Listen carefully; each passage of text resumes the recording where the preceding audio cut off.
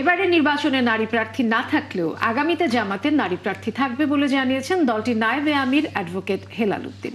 সকালে রাজধানীর 20 মিলনায়তনে গোলটেবিল বৈঠকে এমন অঙ্গীকার করেন তিনি।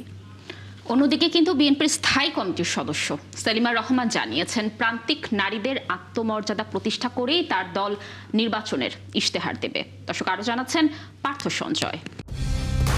কালার এক্সপার্ট, জর্জ স্যাপ এবং মাইল্ড অন হ্যান্ডস টেকনোলজি সমৃদ্ধ অরিক্স ক্রিস্টাল ওয়াশ আপনার লন্ড্রি এক্সপার্ট।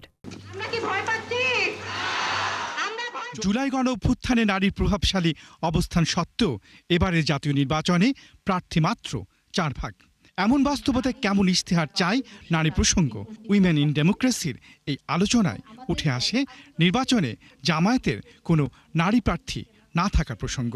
প্রশ্ন উঠেছে, নারী যখন এগিয়ে যাচ্ছে তখন কর্মঘণ্টা কম করে তাদের ঘরে বসিয়ে রাখার প্রস্তাবে। আজকে পর্যন্ত জামাতে ইসলামীর নারী বিষয়ে কোনো ডিসিশন কি তার নারী নিয়েছে? জামাতে ইসলামী যে বলছে 5 ঘন্টা কাজ, 8 ঘন্টা কাজ, ঘরে থাকলে সম্মানিত করা হবে, এই ডিসিশনগুলোকে আপনারা নিয়েছেন? সনদে একটি জায়গাতেই জামাতে ইসলামী নোট অফ ডিসেন্ট দিয়েছে, যেটি 5% নারীর অংশগ্রহণ নির্বাচনে, আমি যদি ভুল না করে থাকি। তাহলে সেটি নিয়ে আমার বোনরা কি কোনো কথা বলেছে? জামাতের সিটি বেশি হবে।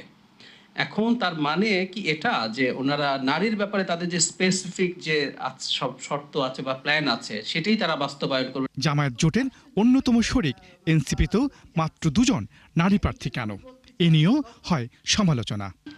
জামাতের সাথে জোট করে এই 10 দলীয় জোটের 300 জন প্রার্থীর মধ্যে এনসিপির 2 জন নারী প্রার্থী আছে। পুরো 300 আসনে 2 জন মাত্র নারী প্রার্থী।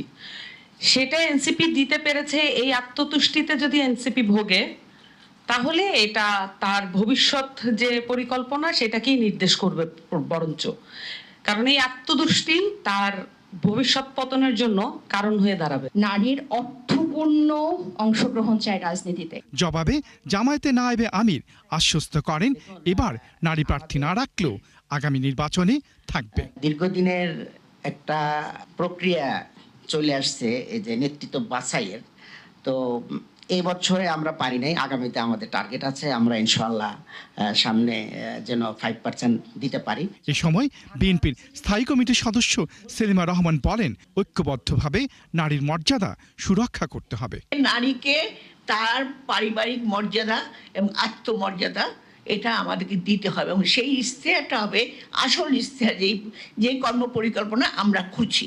আলোচনায় আরো অংশ নেন অধ্যাপক মাহবুবুল্লাহ। এই যে মানুষ, এই যে শ্রমশক্তি। পার্থ সঞ্জয়, 71, ঢাকা।